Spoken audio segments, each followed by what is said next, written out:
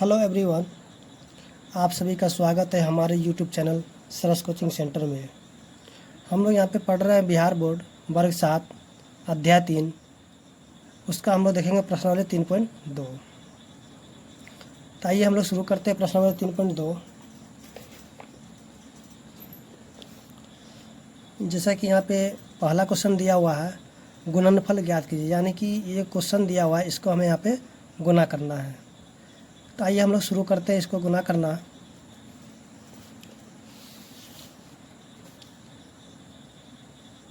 तो पहला क्वेश्चन दिया हुआ है 5.4 गुना 0.4। तो इसे हम लोग करेंगे क्या कि जो ये दशमलव है दोनों में, इन दोनों का दशमलव हम यहाँ पे छोड़ देंगे। हम यहाँ पे सीधे लिखेंगे 54 और यहाँ पे 0.4 है तो यहाँ पे 0 को छोड़ देंगे, क्योंकि 0 का कोई वैल्यू नहीं होता है यहाँ पे। तो हम यहाँ पे सीधे सीधे क्या करेंगे, यहाँ पे गुना में 4 लिखेंगे। तो हम यहाँ पे इसको अब यहाँ पे क्या करेंगे, इस तरह से लिखने के बाद अब यहाँ पे इसको बारी बारी से गुना कर देंगे। 4 से 4 को जब हम गुना करेंगे तो हो जाएगा 16, बच जाएगा 1। फिर 4 को जब 5 से गुना करते हैं 20, 20 में 1 जोड़े तो हो जाएगा 21। और जब देखिए अब इसको हम यहाँ पे गुना कर लिए हैं तो मेरा आ गया 216।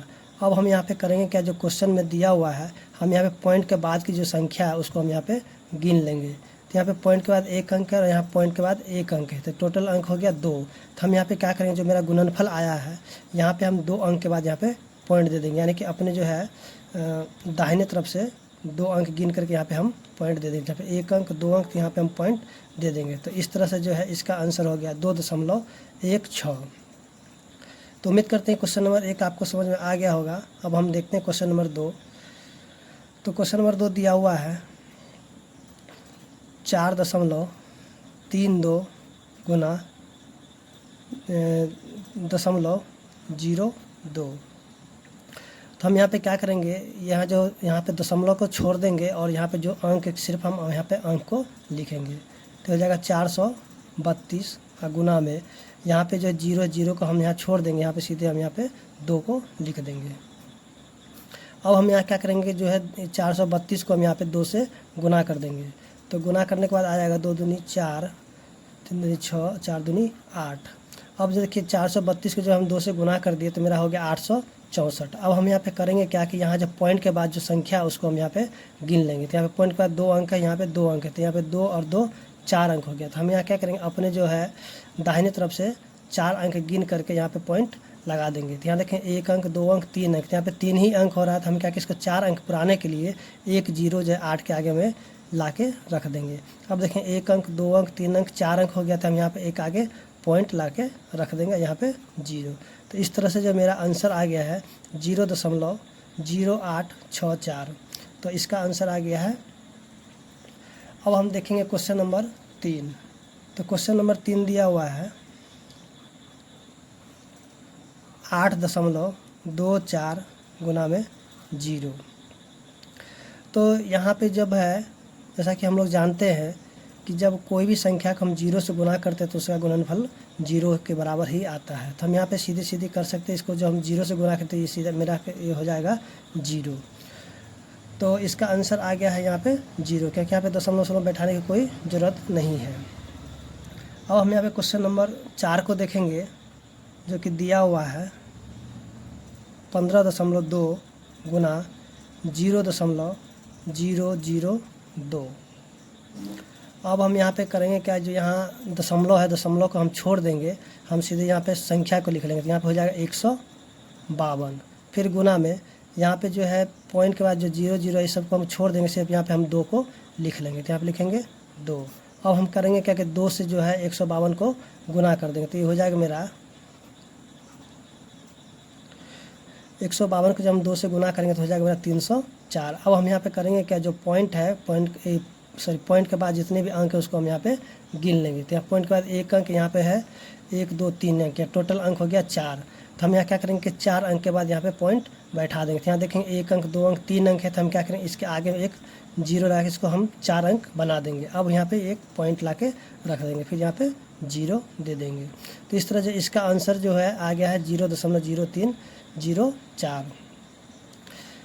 अब जो है हम यहाँ पे क्वेश्चन नंबर 5 को देखेंगे, जो कि दिया है 3 गुना में 0.3। तो यहाँ पे हम 3 लिखेंगे और गुना में 0 को छोड़ के यहाँ पे सिर्फ हम यहाँ पे 3 लिखेंगे, दशमलव को भी छोड़ देंगे, यहाँ पे सीधे सीधी हम 3 लिखेंगे। फिर 3 को जब 3 से गुना करते जाएगा 9। अब यहाँ पे पॉइंट के बाद जो जितने भी अंक इसको हम गिन लेंगे। पॉइंट के बाद यहाँ पे 1 अंक है, तो यहाँ पे 1 अंक के बाद पॉइंट दे देंगे कि दशमलव दे देंगे, यहाँ पे हो जाएगा पॉइंट, यहाँ पे एक 0 दे देंगे।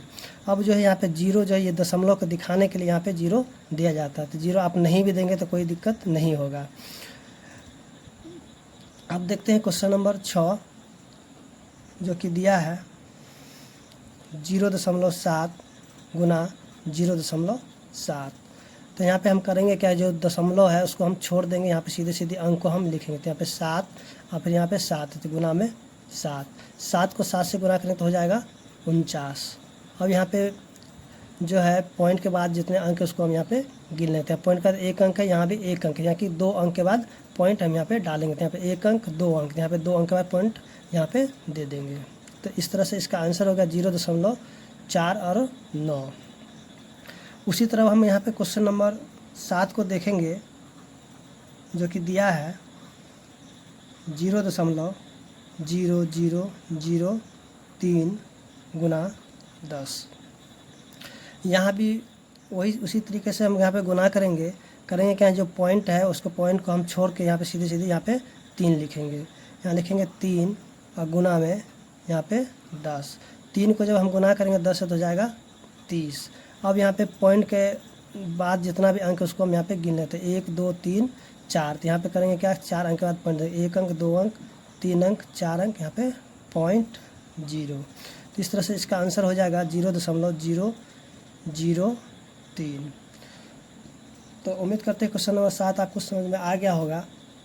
अगर यहाँ पे जो है जैसे 1 पर 0 है, या फिर मतलब 1 पर अगर 0 0 रहेंगे तो इसको गुना करने का दूसरा तरीका भी, जैसे कि यहाँ पे हम इस तरीके से भी इसको गुना कर सकते हैं, तो वो थोड़ा लंबा हो जाता है। और सबसे शॉर्ट तरीका यही है कि आप जो है गुना करके यहाँ पे पॉइंट ला के रख दें। तो देख लीजिए इसका भी दूसरा तरीका, जैसे दिया 0.0003 गुना 10। तो हम यहाँ करेंगे क्या कि जो पॉइंट है पॉइंट को हम यहाँ पे उड़ा देंगे। जैसे पॉइंट उड़ता है तो पॉइंट का मतलब 1 हो जाता है। यहाँ पे जितने अंक है वहाँ पे गिन लेते हैं, 1 2 3 4। यहाँ पे 4 अंक के बाद यहाँ पे यहाँ पे 1 पर 4 0 यहाँ पे ला के रख देंगे। अब यहाँ पे देखेंगे 1 0 से 1 0 कट गया है, तो मेरा यहाँ बच गया है 3 बटा में 1 पर 3 0। तो हम इसको अब क्या करेंगे, दशमलव में इसको बदल देंगे। तो यहाँ पर हो जाएगा 3, यहाँ पे 3 0 है, तो यहाँ पे 3 अंक के बाद पॉइंट देते हैं, 1 अंक 2 अंक 3 अंक पॉइंट यहाँ पे 0। तो इस तरह से इसका आंसर जो है 0.003 है। यहाँ भी है 0.003। तो उम्मीद करते हैं कि आपको दोनों तरीका समझ में आ गया होगा। लेकिन ये तरीका जो है आप सिर्फ जो जैसे 1 पर 0 0 हो तभी आप ये तरीका अपनाएं, नहीं तो दूसरा तरीका आप जब लगाएंगे तो ये क्वेश्चन जो थोड़ा लेंदी प्रोसेस हो जाएगा, जो कि आपको बनाने में बहुत कठिनाइयाँ होगा। तो इसलिए जो आप जो इसी तरीके से बनाएं। उसी तरह हम यहाँ पे क्वेश्चन नंबर 8 को देखेंगे। तो यहाँ पे दिया है 0.0003 गुना 100। तो इसको भी जो है हम दोनों तरीके से बना सकते हैं, चाहे आप इस तरीके से बनाएं चाहे इस तरीके से बनाएं, बात तो बराबर ही होगा। लेकिन यहाँ पे जब 1 पर 0 0 है तो आप इस तरीके से बनाते थोड़ा आसान पड़ेगा। तो आइए हम लोग देखते हैं, जो पहला प्रोसेस जो बना रहे हैं उसी से बनाते हैं। तो यहाँ पे लिखेंगे 3, यानी कि जो दशमलव उसको छोड़ के हम सीधे गुना कर देंगे 100 से। जब 3 को हम 100 से गुना करेंगे हो जाएगा 300। और यहाँ पे जब पॉइंट के बाद जितना अंक है उसको गिन लेंगे। तो यहाँ पे 1 2 3 4, तो यहाँ पे 1 अंक 2 अंक 3 अंक 4 अंक और पॉइंट 0। तो इस तरह से इसका आंसर 0.03 हो जाएगा। तो उम्मीद करते हैं क्वेश्चन नंबर 8 आपको समझ में आ गया होगा। अब हम क्वेश्चन नंबर 9 को देखते हैं। तो क्वेश्चन नंबर 9 दिया हुआ है 0.0003 गुना 1000।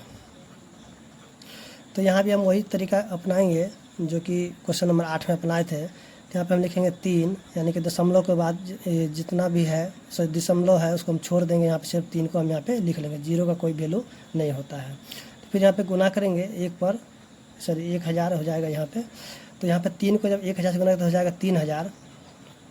अब यहाँ पे हम पॉइंट गिन लेते हैं, तो 1 2 3 4, तो यहाँ पे 4 अंक के बाद पॉइंट देते हैं, 1 अंक 2 अंक 3 अंक 4 अंक, तो यहाँ पे 0.0, तो यानी कि इसका आंसर हो जाएगा 0.3। तो उम्मीद करते हैं क्वेश्चन नंबर 9 आपका समझ में आ गया होगा। अब हम क्वेश्चन नंबर 10 की ओर बढ़ते हैं।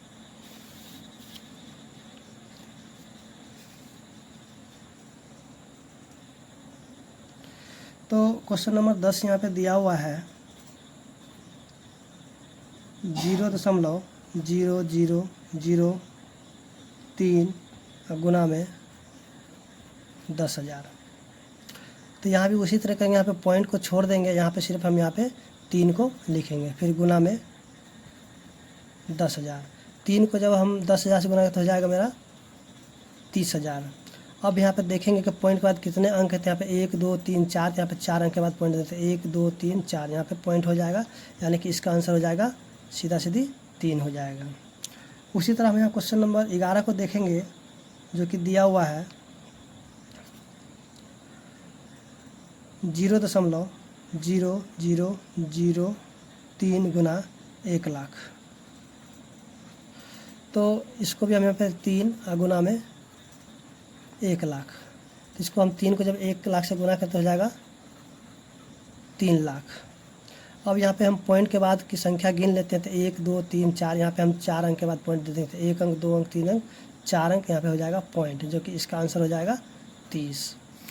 उसके बाद हम क्वेश्चन नंबर 12 को देखेंगे, जो कि दिया हुआ है 0.0003 गुना 0.0003। तो यहाँ पे जो है दशमलव को छोड़ के हम यहाँ पे से जो अंक होगा हम सिर्फ उसी को लिखेंगे। यहाँ पे 3 गुना में यहाँ पे हम लिखेंगे 3 को जब 3 से गुना तो करेंगे तो हो जाएगा 9। अब यहाँ पे हम करेंगे क्या कि जो पॉइंट के बाद जितना भी अंक है उसको हम गिन लेंगे, तो 1 2 3 4 5 6 7 8, यानी कि 8 अंक हो गया। तो हम यहाँ क्या करेंगे, 8 अंक के बाद यहाँ पे दशमलव देंगे, तो यहाँ पे 1 अंक है, तो यहाँ पे क्या करेंगे 7 0 हम लाके इसके आगे में रख देंगे। तो यहाँ पे 1 अंक 2 अंक 3 अंक 4 अंक 5 अंक 6 अंक 7 अंक और 1 8 अंक आ जाएगा 0.0। तो इस तरह से इसका आंसर हो जाएगा 0.00000009। तो उम्मीद करते हैं कि क्वेश्चन नंबर 12 आपको समझ में आ गया होगा। अब हम यहाँ पे क्वेश्चन नंबर 13 को देखेंगे। तो 13 नंबर दिया हुआ है 0.400 गुना 0.500। तो यहाँ भी वही काम करेंगे कि यहाँ पे जो है पॉइंट के बाद जो है पॉइंट को हम छोड़ के सीधे यहाँ पे संख्या को लिखेंगे। तो यहाँ पे हो जाएगा 4 और यहाँ पे हम लिखेंगे 5। तो 0 को हम बाद में बैठा देंगे यहाँ पे, तो 4 को हम 5 गुना तो हो जाएगा 20। बाकी जो जितना 0 है यहाँ पे लाके रख देते हैं। यहाँ पे 2 और 2 4 0, तो यहाँ पे हो जाएगा 4 0। अब यहाँ पे हम करेंगे कि जो पॉइंट के बाद जितना अंक है सबको हम यहाँ पे गिन लेंगे। तो यहाँ पे 3 अंक, यहाँ पे 3 अंक, तो हो गया 6 अंक। तो यहाँ पे 1 अंक 2 अंक 3 अंक 4 अंक 5 अंक और 6 अंक, यहाँ पे हो जाएगा 0। तो यहाँ पे इसका आंसर हो जाएगा 0.2। उसके बाद हम देखते हैं क्वेश्चन नंबर 14,